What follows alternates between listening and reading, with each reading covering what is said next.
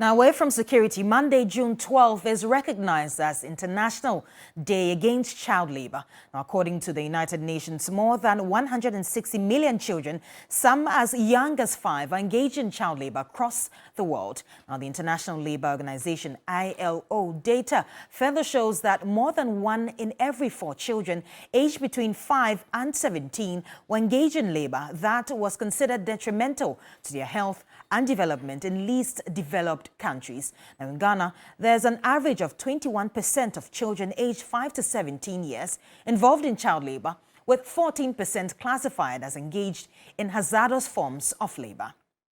Now, we'll go to Zoom now and speak to Executive Director for Challenging Heights, James Kofi Annan. Thank you for joining us, sir. Now, every year there's International Child Labor Day, yet we keep recording increasing numbers. What do you think is the challenge? Thank you, and good morning to your viewers. Good morning. The reason why the figures are going up has been obvious. You know, from 10 years to 2016, we had a reduction of the numbers of child labor from 245 million to 151 million. So there was a significant progress made. However, from 2016 to date, there has been an increase of more than 9 million, and that has obviously been attributed to the COVID pandemic. Because, you know, during the lockdown, when people were not moving, children were out of school, etc., etc., a lot of movement of children from homes and from schools happened to workplaces such as farms, fishing, etc.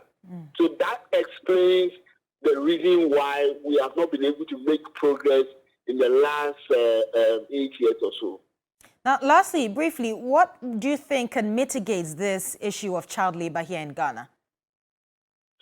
I didn't hear that question well, please. I'm asking what government can do to mitigate the issue of child labor here in Ghana. Yes, I mean, in Ghana specifically, we are asking for government to increase investment in the fight against child labor. So we should give more money to the agencies that are fighting child labor, such as the Child Labor Unit, the Human Trafficking Unit of the Ghana Police Service, and then the Human Trafficking Secretariat. So these are the agencies that are fighting against child labor. But in the other side, we are saying that the Child Labor Unit of the Ministry of Employment needs to be moved from that place to the Ministry of Gender to ensure coordinated fight against child labor. Because at the moment, the coordination in the fight against child labor is quite poor, and therefore funding that comes are not deployed efficiently. Because everyone is doing what they want to do. But if the Child Labor Unit is moved to the Ministry of Gender, I believe that money that will be deployed will be used efficiently.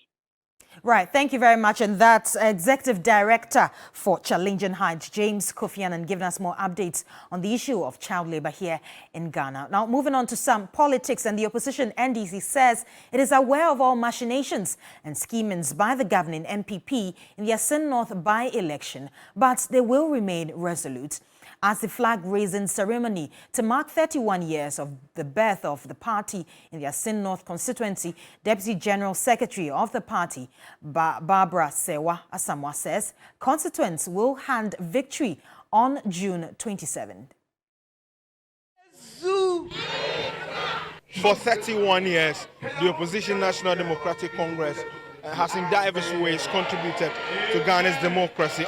Whilst marking that, the NDC decided to bring the occasion to the Asin North constituency.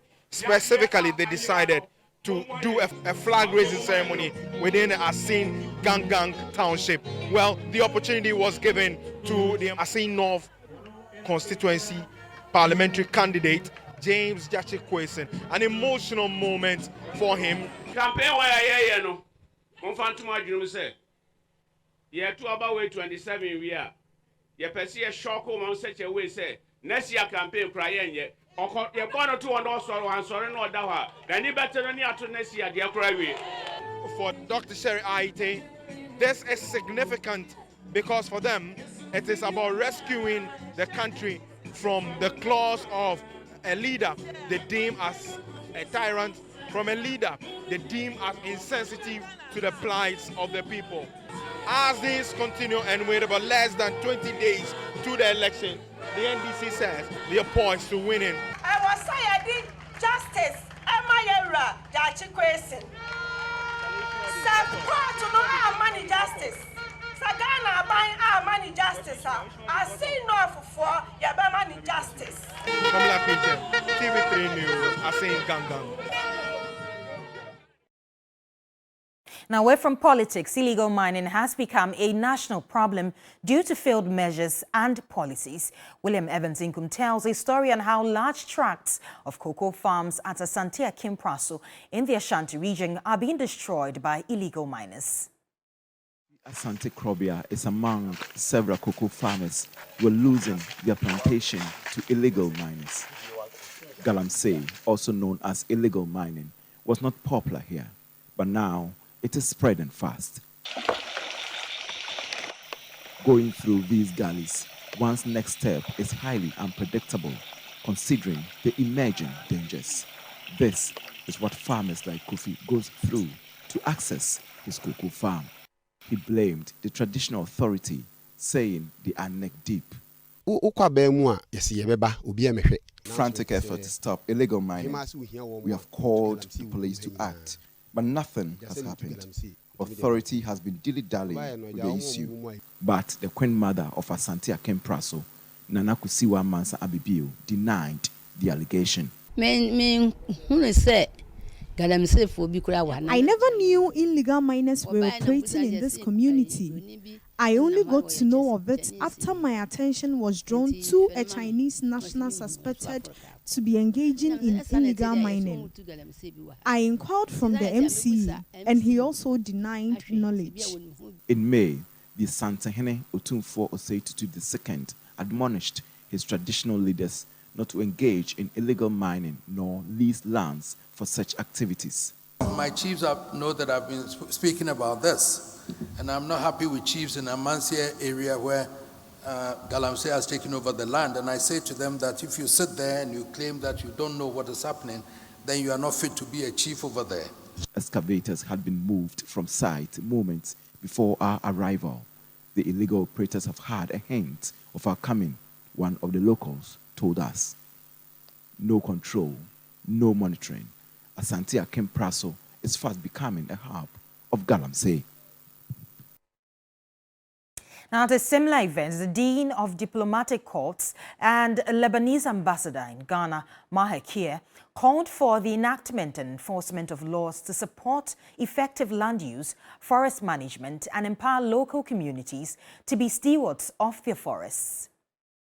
We cannot afford to ignore the link between our forest and our herds. We must take immediate action to reverse the tide of deforestation and protect our natural heritage. We must promote reforestation and prioritize restoration program. Let us pledge to protect our existing forests.